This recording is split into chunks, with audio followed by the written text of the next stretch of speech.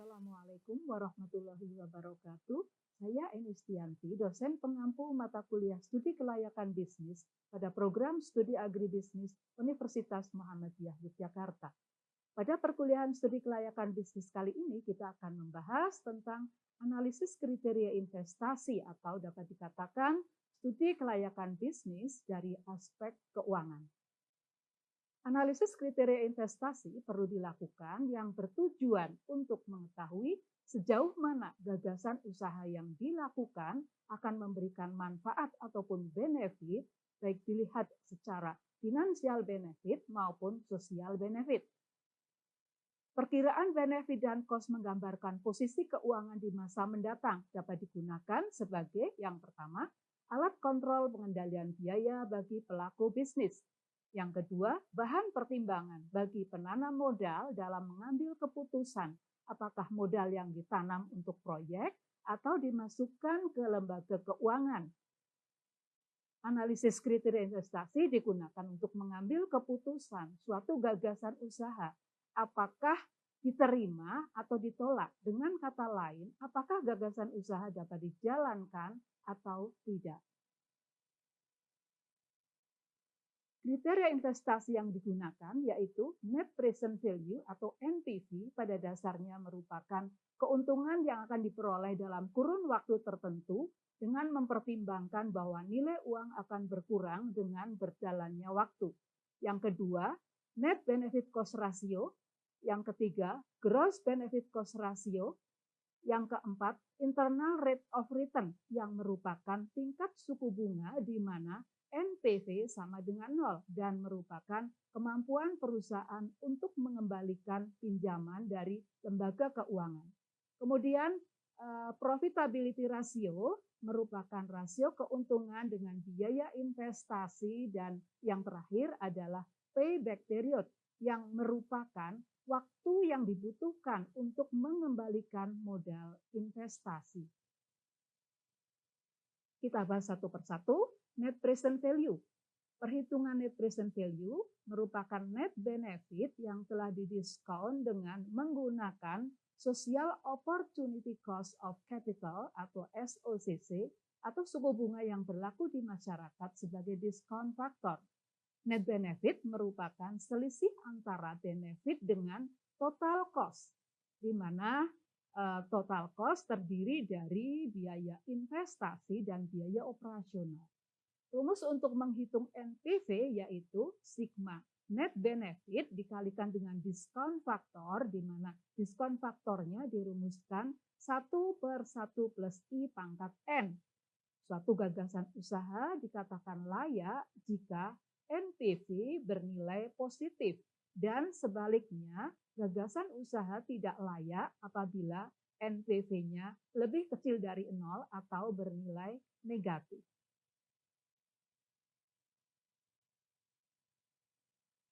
Yang berikutnya, Net Benefit Cost Ratio. Net Benefit Cost Ratio merupakan perbandingan antara net benefit yang bernilai positif dengan net benefit yang bernilai negatif tetapi sudah dibuat positif, di mana semua nilai sudah didiskon dengan suku bunga yang berlaku di masyarakat atau SOCC. Net benefit positif terjadi jika benefit lebih besar dari biaya total dan sebaliknya net benefit bernilai negatif terjadi jika benefit lebih kecil dari biaya total yang biasanya terjadi pada awal proses produksi. Benefit belum ada sedangkan ataupun masih kecil sedangkan biaya yang dikeluarkan itu cukup besar. Gagasan usaha dikatakan layak dijalankan jika net benefit cost ratio lebih dari 1 dan sebaliknya jika gagasan usaha tidak layak itu karena net benefit cost ratio kurang dari 1. Berikutnya adalah gross benefit ratio atau gross BC, merupakan perbandingan antara benefit dengan biaya total, di mana semua nilai sudah didiskon dengan suku bunga yang berlaku di masyarakat atau SOCC. Gagasan usaha dikatakan layak jika gross benefit cost ratio lebih besar dari 1 dan sebaliknya jika BC atau gross BC kurang dari 1, maka gagasan usaha tidak layak untuk dijalankan. Kemudian internal rate of return atau IRR, yaitu suatu tingkat discount rate yang menghasilkan nilai net present value sama dengan 0. Dengan kata lain, jika kita menghitung tingkat suku bunga agar NPV-nya itu sama dengan 0. Untuk menghitung IRR terlebih dahulu kita akan menghitung NPV yang bernilai positif kecil ya sebagai NPV 1, kemudian kita menghitung NPV 2 yang bernilai negatif kecil ya, dengan cara meningkatkan diskon faktornya. Semakin tinggi diskon faktor, maka NPV akan semakin kecil.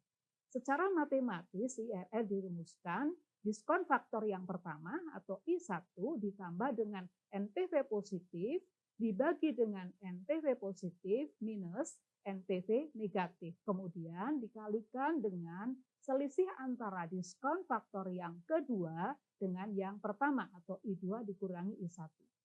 Jika IRR lebih besar dari suku bunga yang berlaku di masyarakat atau SOCC, maka gagasan usaha itu layak dijalankan.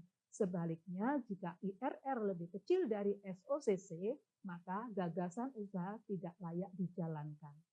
IRR merupakan indikator yang digunakan oleh lembaga keuangan apabila mau mengabulkan atau menolak pengajuan pinjaman oleh pengusaha, karena IRR pada dasarnya merupakan kemampuan dari perusahaan untuk mengembalikan pinjaman dari lembaga keuangan atau perbankan.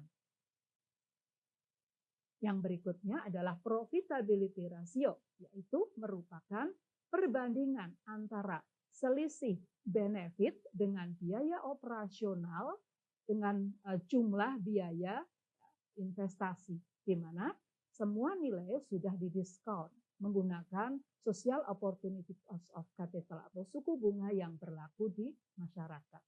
Secara matematis, PR dapat dirumuskan ya, PR sama dengan jumlah benefit dikurangi dengan jumlah biaya operasional dibagi dengan biaya investasi.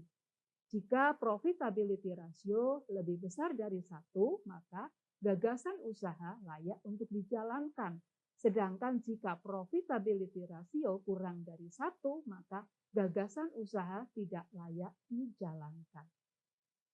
Yang berikutnya adalah payback period atau PBP, yaitu merupakan waktu yang dibutuhkan untuk mengembalikan modal investasi.